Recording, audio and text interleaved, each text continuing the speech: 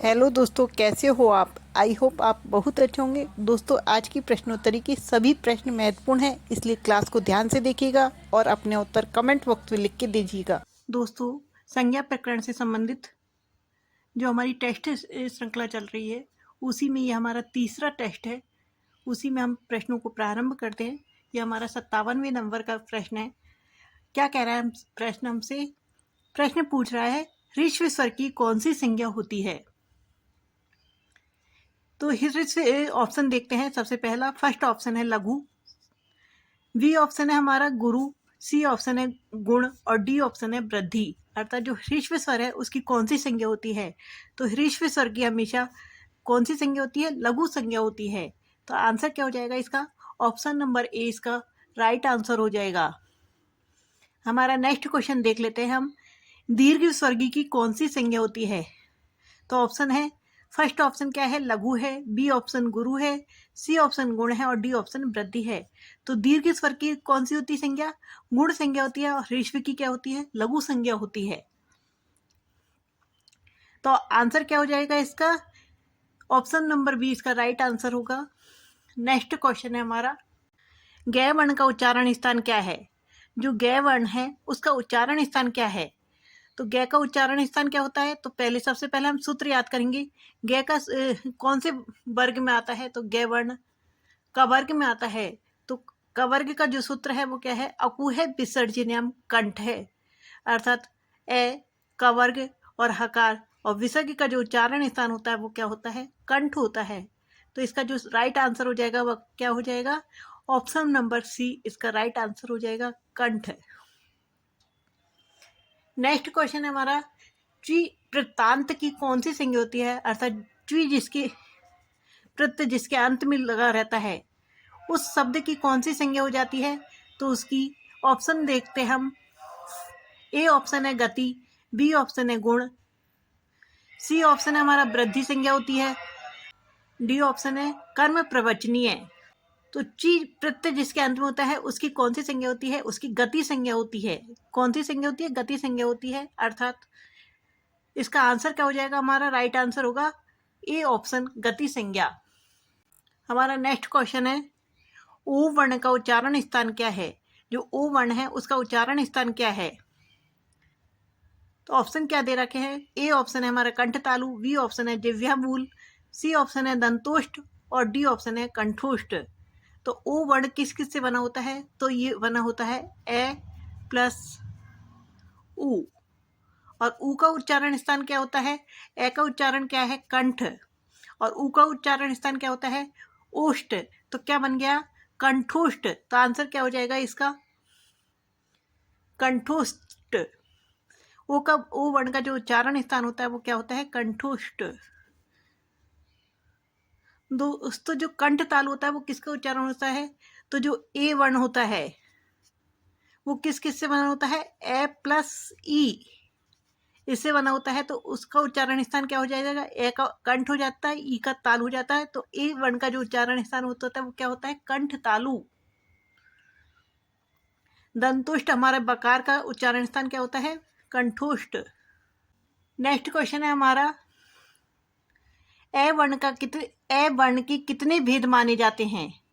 जो ए वर्ण है उसके कितने भेद माने जाते हैं। तो दोस्तों, प्रत्येक स्वर के ह्रस्व दीर्घ और प्लुत के भेद से कितने होते हैं? 18 भेद माने जाते हैं। तो ए वर्ण के कितने भेद माने गए हैं? तो ऑप्शन क्या क्या दे रखे हैं हमें? ऑप्शन नंबर ए दे रखा है 10, ऑप्शन नंबर बी है 15, ऑप्शन नंबर सी में है 18, ऑप्शन नंबर डी में है हमारे 20। तो क्या हो जाएगा? ए वर्ण के भेद होते हैं 18 भेद माने गए हैं।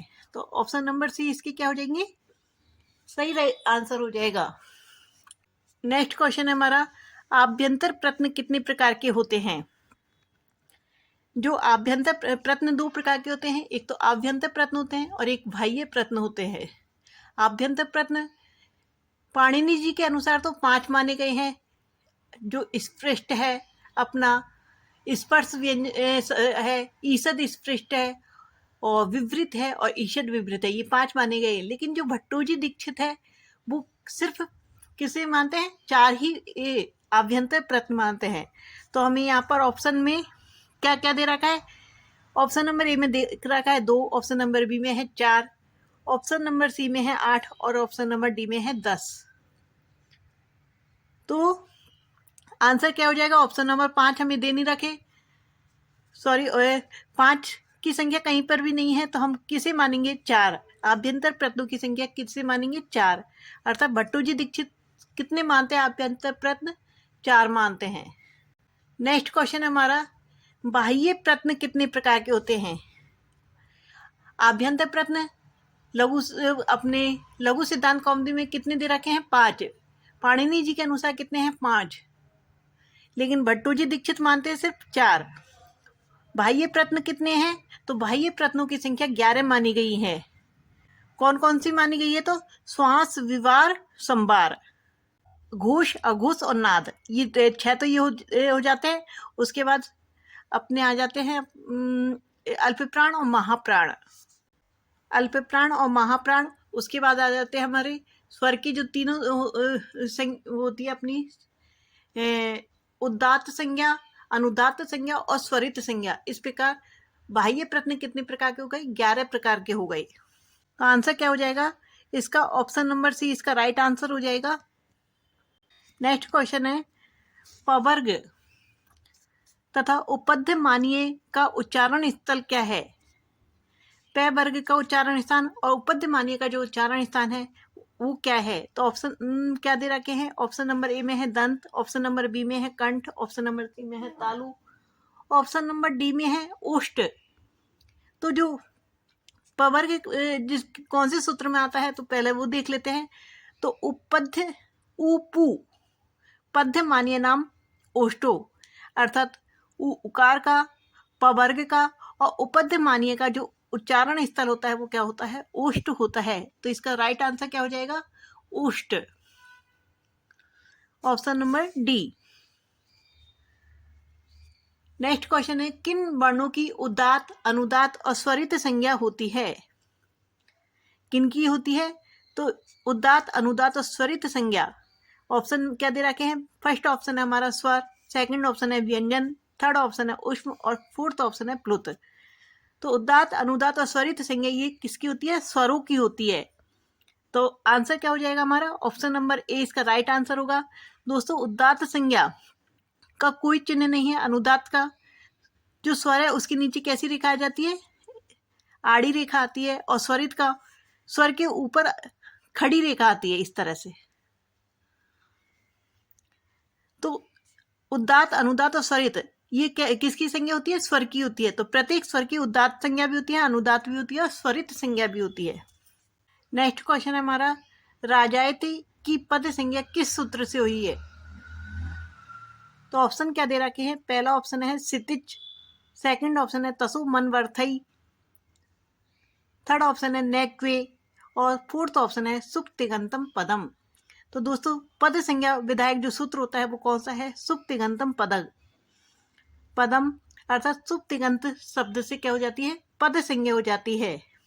तो राजायंती की जो पद संज्ञा होगी वो कौन से सूत्र से हो जाएगी? सुप्तिगंतम पदम से, अर्थात सुप जिसके अंत में हो अथवा तिंग प्रत्यय जिसके अंत में लगा हो उसकी क्या हो जाती है? पद संज्ञा हो जाती है। तो आंसर क्या हो जाएगा? ऑप्शन नंबर डी इसका राइट आंसर होगा। नेक्स्ट क्वेश्चन है, थ एवं ध परस्पर होते हैं। थ और ध दोनों परस्पर क्या होते हैं? ऑप्शन क्या दे रखे हैं? फर्स्ट ऑप्शन दे रखा है सवर्ण, दोनों सवर्ण होते हैं, दोनों संयोग संज्ञा होती है, दोनों की वियोग संज्ञा होती है और दोनों की प्रत्याहार संज्ञा होती है। तो क्या होते हैं दोनों? तो ऑप्शन होते हैं आएगा हमारा ऑप्शन नंबर ए इसकी ए, सवर्ण संज्ञा होती है। दोस्तों, सवर्ण संज्ञा का एक सूत्र आता है तुल्यास्य प्रयत्नम सवर्णम, तुल्यास्य प्रयत्नम सवर्णम, अर्थात तालु आदि, तुल्यास्य यानी तालु आदि जो जिसके उच्चारण स्थान और प्रत्न से मतलब है आभ्यंतर प्रत्न जिनके समान है उनकी कौन सी संज्ञा होती है? सवर्ण संज्ञा होती है। तो तालु आदि उच्चारण स्थान, दोनों का उच्चारण स्थान क्या है? तय वर्ग। और तय वर्ग किस में आता है? ऋतु लशनम दंता, दंत, तो दोनों का उच्चारण स्थान क्या है? दंत। उसके बाद हम आभ्यंतर प्रश्न देखें तो दोनों क्या है? व्यंजन वर्ण है, वर्ग में आते हैं, वर्गों के वर्ण है, और वर्गों के वर्ण स्पर्श में आते हैं। तो ये दोनों ही कैसे हैं? स्पर्श, स्पृष्ट इनका क्या है? आभ्यंतर प्रश्न है, तो दोनों की कैसी संज्ञा हो जाएगी? सवर्ण संज्ञा हो जाएगी। नेक्स्ट क्वेश्चन क्या है? यम, ये, मैं, ने और न का उच्चारण स्थल क्या है? अर्थात जो वर्ग के पांचवा अक्षर होता है उसका उच्चारण स्थान क्या है? तो इनका जो उच्चारण स्थान होता है वो क्या होता है? ऑप्शन नंबर ए में है दंत, ऑप्शन नंबर बी में है ओष्ठ, ऑप्शन नंबर सी में है तालु, और ऑप्शन नंबर डी में है नासिका। तो एक सूत्र आता है यमंग ना नाम नासिका च, अर्थात वर्ग के जो पांचवे अक्षर होते हैं उनका जो उच्चारण स्थान होता है वो क्या होता है? नासिका। यमंगना नाम नासिका च। तो इनका जो राइट आंसर होगा वो क्या हो जाएगा? डी, ऑप्शन नंबर डी इसका राइट आंसर होगा। नेक्स्ट क्वेश्चन है हमारा, अनुस्वार का उच्चारण स्थल क्या है? जो अनुस्वार होते हैं उनका उच्चारण स्थल क्या है? तो ऑप्शन क्या दे रखे हैं? ओष्ठ दे रखा है, तालु दे रखा है, कंठ दे रखा है, नासिका दे रखा है। तो सूत्र क्या है? नासिका अनुस्वारस्य, अर्थात अनुस्वार का जो उच्चारण स्थान होता है वो क्या होता है? नासिका होता है। तो ऑप्शन नंबर डी इसका राइट आंसर हो जाएगा। नेक्स्ट क्वेश्चन है हमारा, पर है सन्नी कर है संहिता सूत्र कौन सी संज्ञा करता है? तो ये कौन सी संज्ञा करता है? अर्थात परस्पर निकटता को क्या कहते हैं? कोई भी वर्ण जब परस्पर निकट आ जाते हैं तो उसकी कौन सी संज्ञा हो जाती है?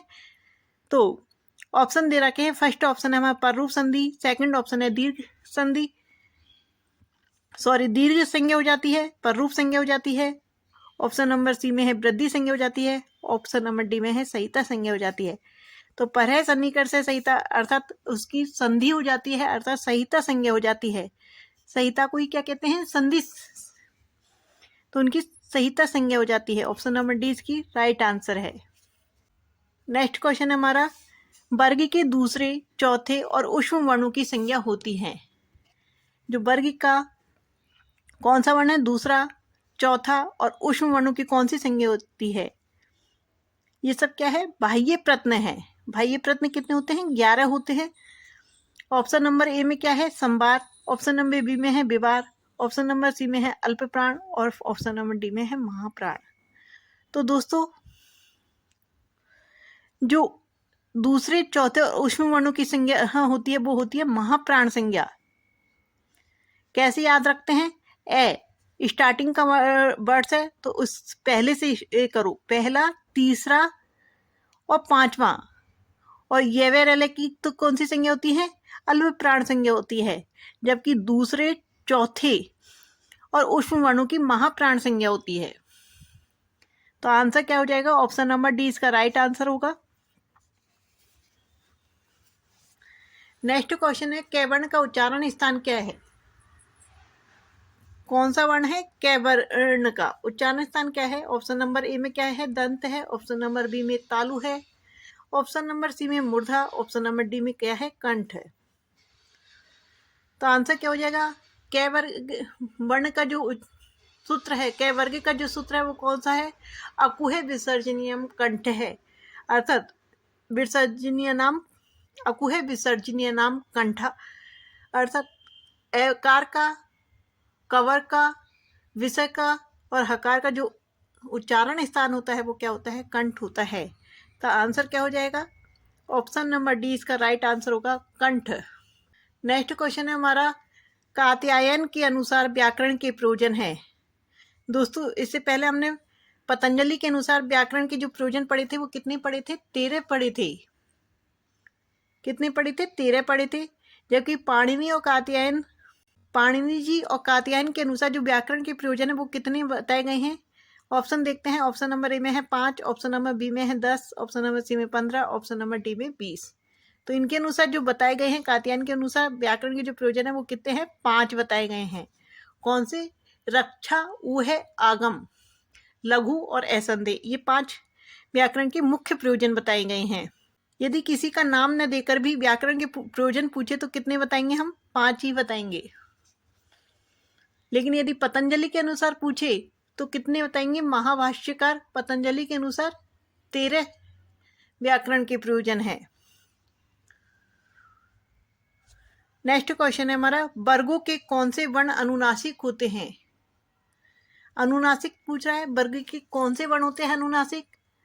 ऑप्शन क्या दे रखे? पंचम, ऑप्शन नंबर बी में है चतुर्थ, ऑप्शन नंबर सी में है प्रथम, ऑप्शन नंबर डी में है तृतीय। तो वर्ग का 5वां वर्ण होता है वो क्या होता है? अनुनासिक। तो आंसर क्या हो जाएगा? ऑप्शन नंबर ए इसका राइट आंसर होगा।